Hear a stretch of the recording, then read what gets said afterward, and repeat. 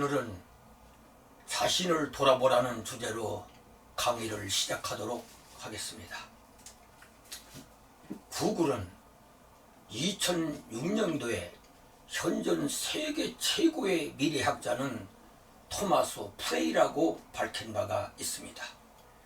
프레이는 미국 다빈치 연구 소장인데 세계인을 향해서 이렇게 말을 했습니다. 코로나19 사태로 인류 삶의 규칙이 완전히 흔들리고 있다. 인류는 코로나 사태 이전으로 완벽히 돌아갈 수 없다.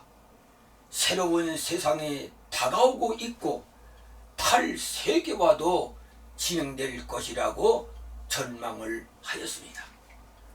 이는 코로나로 인한 사회적 고리두기는 타인에 대한 경계심으로 고립의 길을 걸어가고 있다고 경고한 말이기도 합니다.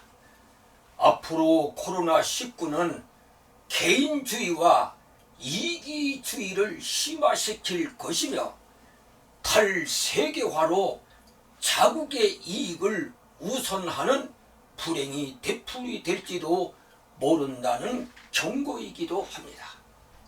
이런 경고에도 불구하고 나는 그리스의 철학자 아리스토텔레스가 말한 인간은 사회적 동물이란 말을 기억하고 싶습니다.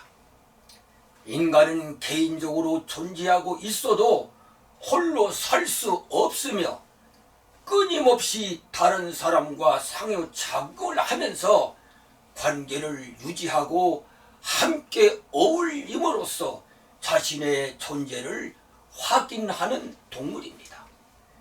그렇기 때문에 인간은 개인적으로 존재하고 있음에도 끊임없이 타인과 관계하면서 존재해야 하고, 인간은 사회생활 속에서 언제나 다른 사람이 나를 어떻게 보고 있느냐에 대해서 주의를 해야만 합니다.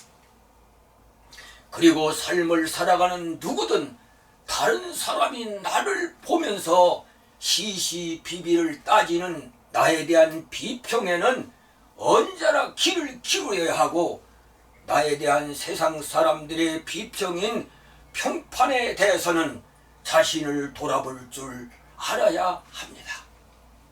그리고 타인이 나에 대해서 보다 좋은 비평이나 평가나 평판이 있도록 항상 자신의 삶을 돌아보며 좋은 인성과 부끄럽지 않은 삶의 모습을 보여주도록 최선의 삶을 살아가야만 합니다.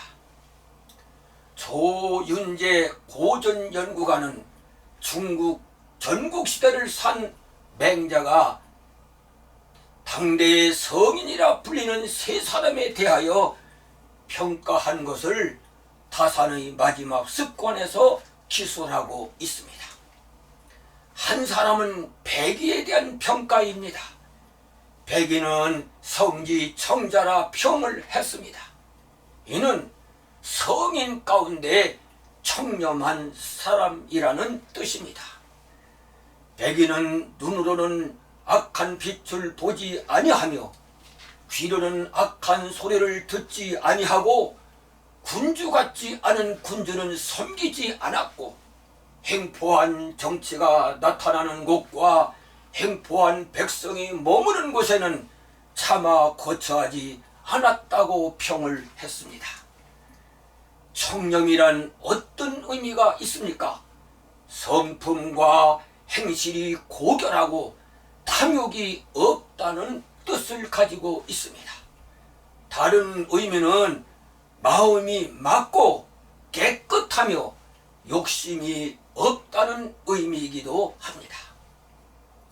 정약용은 법은 청렴하고 검소한 데 생기고 근심은 욕심이 많은 데서 생기고 재앙은 탐심이 많은 데서 생긴다고 하였습니다. 지나친 욕심이나 탐심은 금물입니다. 언제나 청렴함을 구하며 살아가야 합니다. 또 한 사람은 중국 최고의 명재상 이윤이라는 사람입니다. 이윤을 성지 임자라 평을 했습니다. 책임을 질 줄 아는 사람이라는 뜻입니다. 이윤은 천하 백성이 요순 때와 같은 행복을 누리지 못했다면 자신이 그들을 구렁텅이로 빠뜨리는 것과 마찬가지라고 생각을 했다며 책임감이 투철한 사람이라고 평을 했습니다. 여기 책임이란 무슨 의미가 있습니까? 도맡아 해야 할 임무나 의무라는 뜻을 가지고 있습니다. 다른 의미는 어떤 일의 결과에 대하여 지는 의무나 부담 또는 그 결과로 받는 제재를 뜻하는 말입니다. 지난 일이지만 2020년 11월 16일자 일간지에 금융감독원이 1조 6천억 원의 투자 손실을 초래한 라임 자산운용펀드 회사와 관련된 기사가 있었습니다. 두 펀드의 사기 행각은 금광원의 나태와 도덕적 해이라고 지적을 하면서 청와대에 파견된 금광원 팀장은 뇌물을 받고 금광원 검사 문건을 빼돌려 범죄를 도왔다고 지적을 하였고, 금광원이 부실 검증을 했음에도 금광원 담당자와 금광원 원장은 내부 통제 부실 책임을 뭉개고 있다고 지적을 하였습니다. 도산 안창호 선생은 책임감 있는 이는 역사의 주인이요 책임감이 없는 이는 역사의 객이라고 말한 바 있습니다. 자기의 행위에 대해서는 책임을 질 줄 아는 사람이 되어야 합니다. 또 한 사람은 유하해라는 사람입니다. 맹자는 이렇게 평합니다. 작은 벼슬도 사양하지 않았으며 버림을 받아도 원망치 않았고 시골 떡이들과 더불어 살아도 너그럽게 대하며 차마 그 자리를 떠나지 못했단다 라고 평을 했습니다.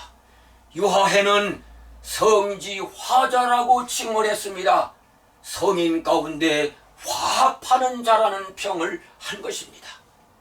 여기 화합이란 화목하게 어울린다는 뜻입니다.